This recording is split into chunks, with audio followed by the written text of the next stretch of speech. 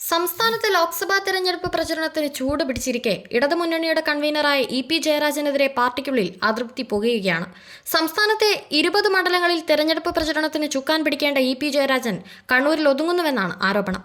CPM സംഘടനാ സംവിധാനം എണ്ണയിട്ട യന്ത്രം പോലെ സ്ഥാനാർത്ഥികൾക്കായി പ്രവർത്തിക്കുന്നുണ്ടെങ്കിലും ഇടതുമുന്നണി എന്ന നിലയിൽ ഏകോപനമില്ലായ്മ പലയിടങ്ങളിലും ദൃശ്യമാണ്. നേരത്തെ കൺവീനറായി വൈക്കം വിശ്വനും വിജയരാഘവനും തെരഞ്ഞെടുപ്പ് രംഗത്ത് ചടുലമായ പ്രവർത്തനങ്ങൾ കാഴ്ചവെച്ചിരുന്നുവെങ്കിൽ ആരോഗ്യപരമായ കാരണങ്ങൾ പറഞ്ഞ് മുഖ്യധാരയിൽ ഇറങ്ങാതെ വഴുതി കളിക്കുന്ന ഇ.പി. വെറും കണ്ണൂരിലെ നേതാവായി ഒതുങ്ങുകയാണെന്ന അതൃപ്തി പാർട്ടി സംസ്ഥാന നേതൃത്വത്തിനുണ്ട്. ഭാര്യ സഹോദരിയായ പി.കെ. ശ്രീമതിക്ക് സീറ്റ് നിഷേധിച്ചതും ചില മണ്ഡലങ്ങളിൽ തന്റെ ഇംഗിതം നോക്കാതെ സ്ഥാനാർത്ഥിയെ നിശ്ചയിച്ചതും ഇ.പി. ജയരാജനെ പ്രകോപിപ്പിച്ചിട്ടുണ്ടെന്നാണ് പാർട്ടിക്കുള്ളിൽ നിന്നും ലഭിക്കുന്ന സൂചന. ആരോഗ്യപരമായ കാരണങ്ങളാൽ LDF കൺവീനർ സ്ഥാനത്തു നിന്നും തന്നെ ഒഴിവാക്കണമെന്ന് മുഖ്യമന്ത്രിയോടും പാർട്ടി സംസ്ഥാന സെക്രട്ടറിയോടും ആവശ്യപ്പെട്ടിട്ടും അംഗീകരിക്കാത്തതും ഇ.പി. ജയരാജനെ ചൊടിപ്പിച്ചിട്ടുണ്ട്. കണ്ണൂർ പാപ്പിനിശ്ശേരിയിലെ വീട്ടിൽ നിന്നും പാർട്ടിയെ വെട്ടിലാക്കുന്ന ചില പ്രസ്താവനകൾ ഇ.പി. ജയരാജൻ മാധ്യമപ്രവർത്തകരെ വിളിച്ചു വരുത്തി പറയുന്നതിൽ സംസ്ഥാന സെക്രട്ടറി M.V. ഗോവിന്ദനും അതൃപ്തിയുണ്ട്. ഇത്തരം പ്രസ്താവനകൾ കൊടുക്കേണ്ടതില്ലെന്നാണ് പാർട്ടി പത്രത്തിന് ലഭിച്ച നിർദ്ദേശം. M.V. ഗോവിന്ദൻ സംസ്ഥാന സെക്രട്ടറിയായി ചുമതലയേറ്റതിന് ശേഷം വരുന്ന ആദ്യ ലോക്സഭാ തെരഞ്ഞെടുപ്പാണിത്. അതുകൊണ്ട് തന്നെ ഇടതുമുന്നണി നില മെച്ചപ്പെടുത്തുക എന്നത് അദ്ദേഹത്തിന് നിർണായകമാണ്. എന്നാൽ ഇതിന് തുരങ്കം വെക്കുന്ന നടപടികളാണ് BJP മുഖ്യ എതിരാളിയാണെന്ന് ഇ.പി. തുറന്നടിച്ചതിന് പിന്നാലെയെന്ന് M.V. ഗോവിന്ദനെ അനുകൂലിക്കുന്നവർ കരുതുന്നു.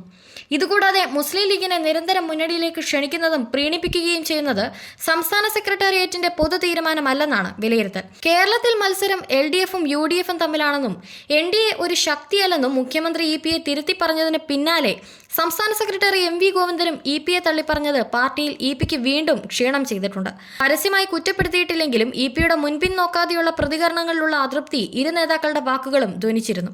മതിലിച്ചിട്ടിറക്കാനും വയ്യ, കഴിച്ചിട്ട് തുപ്പാനും വയ്യെന്ന അവസ്ഥയിലാണ് CPM-ന് ഇ.പി. ജയരാജന്റെ ഇടങ്കോലിടൽ കൊണ്ട് ഉണ്ടായിരിക്കുന്നത്. മറ്റേതെങ്കിലും നേതാവായിരുന്നുവെങ്കിൽ ഇതിനകം തന്നെ പാർട്ടിയിൽ നിന്നും പുറത്തുപോയേനെ എന്ന അഭിപ്രായമാണ് മിക്ക CPM നേതാക്കൾക്കുമുള്ളത്.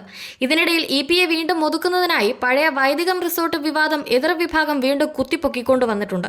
പ്രതിപക്ഷത്തിനും ബൂർഷ്വാ മാധ്യമങ്ങൾക്കും ഇത്തരമൊരു വടി പാർട്ടിയിലെ ചിലർ കൊടുക്കുന്നുവെന്നാണ് ഇ.പി.യെ അനുകൂലിക്കുന്നവർ പറയുന്നത്.